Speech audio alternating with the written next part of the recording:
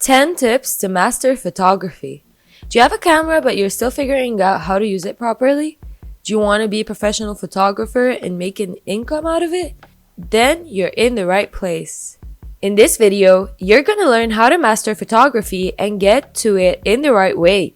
Let's get started with tip number 1. Use wide lens. Right now is the best time in the history of photography to get into ultra-wide angle lenses. In the last few years, lens designers have given us quality that is far better than ever, in fact, far better than we ever thought possible. Yet you may have been warned against using ultra-wide angles. Tutors tell you they're really tricky to use, that you'll produce ugly effects. Even that, these lenses teach you bad habits. But that's absolutely not true. They immerse you in the scene. They take you into the situation. They draw you in. The reason is simple. You as the photographer must get close to your subject to capture it effectively. The lens draws you into the action, often well into personal space, and it draws you into the undergrowth. They also help you see straight. And with ultra wides, you usually don't have to come back that far away from the building to get it all in. Also, they make things close to the lens look enormous, while objects further away look tiny. You may see this called perspective distortion or extreme perspective. In practical terms, what you can exploit is that small things can be made to look huge and big things made to look very small. The wider the lens, the greater the effect. Number 2. Get a mentor or apprenticeship. Mentors and apprenticeships are a surprisingly overlooked way of breaking into photography. Ask many successful self-taught professionals how they lean their ropes, and many will credit working their way up the ladder at an internship. A big tip though, do your research into who you are going to be working for.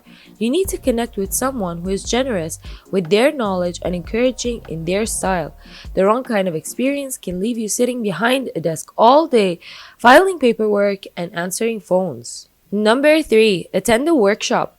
Attending a workshop is a valuable way for photographers to accelerate their learning of their craft. Whether it is a shooting workshop, a post-processing workshop, or a business workshop, you can learn a lot more in one day or one weekend than from just reading tutorials all day long online. It's a great place to observe and learn, not to mention the opportunity to discuss your own ideas with expert photographers. The experience and knowledge that you can gather from a good photography workshop is simply something that you cannot acquire anywhere else. If the subject of the workshop is where your interests lie, you can often be extremely motivated by such an exposure. Even props can find their spirits rekindled at such a workshop, or it can inspire a photographer from a different field to try something new for a change. Number 4. The sun is behind great shots. Photography is all about the light. The direction of the light falling on your subject is most important. You need to look at your subject carefully and watch how the shadows fall. If you're able to choose the time of day to shoot your pictures, try to pick a time when the sun is low in the sky. Either shoot in the early morning or late afternoon. Shooting pictures of people with the sun too high in the sky tend to look horrible. A nice side effect of shooting in the early morning or late afternoon is that the color of the light is warmer. Reds, yellows are stronger, which generally gives you a more pleasing effect. If you are photographing in sunlight, try to position yourself so that the sun hits your subject from the side. This will give you a nice modeling and help create a 3D effect in the picture. Sunlight behind the subject can give a very pleasing backlight effect, but be careful that you are not getting flare in the lens, which degrades the contrast of the image. Number 5. Present your photos to your friends. Feedback is super important when trying to learn any new skill yourself, so gather up some honest friends and get them to look through your work. Keep in mind that they may not have any knowledge of photography techniques or styles, but get them to tell you which ones they like and which ones they don't. You likely get good points to think about from their opinions. And it's a good opportunity to relate to how your future clients, some of which may also not know much about photography, could view your work. Number 6. Find your own style. Finding your personal photographic style is something of a holy grail for photographers, yet seldom an overnight occurrence. nor would you want it to be, as developing a style that is uniquely yours is one of the most exciting and rewarding aspects of photography. For a lot of photographers, it is an ongoing, ever-evolving process influenced by many factors. Some photographers find a single style that works for them, which they stick to and hone, while others might develop two or more dominant styles. Personal style can be defined by any number of things.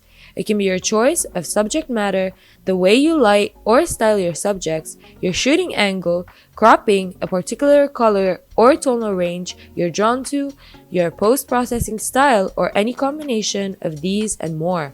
Number 7. Travel photography. Traveling pushes you outside of your comfort zone creatively. This is a great thing. Next time you hit the road, bring your camera, shoot everything that interests you, fill up your memory card with souvenirs and lessons. Especially when you're starting out, taking photos of models or moving objects can be so hard, so finding stunning landscapes to photograph is a good place to begin. Number 8. Add depth to your landscapes. The biggest issue with creating a compelling landscape photo is often conveying the size, scale, and depth of the scene. After all, you're trying to represent a three-dimensional space in a two-dimensional medium. To give your landscape more depth, you need to incorporate foreground elements into the shot. By taking a lower shooting position, you can include things like rocks or flowers in the immediate foreground.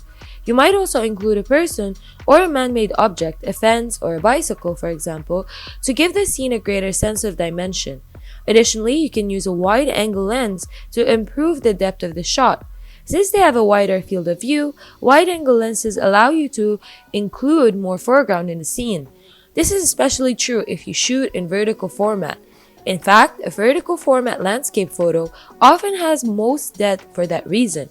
So try tilting your camera on the vertical plane, find something to incorporate into the foreground, and you'll have a delightfully deep image to show for it. Number 9. Silhouettes.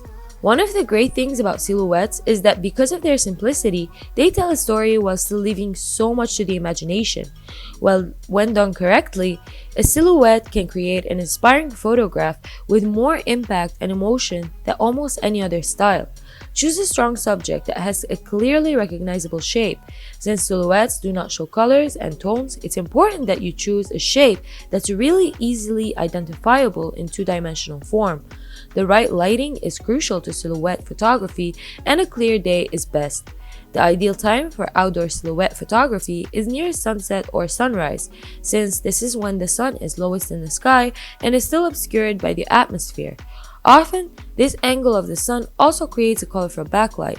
Make sure your subject is lit from the back, so place your subject in front of the sunset and shoot facing the sun.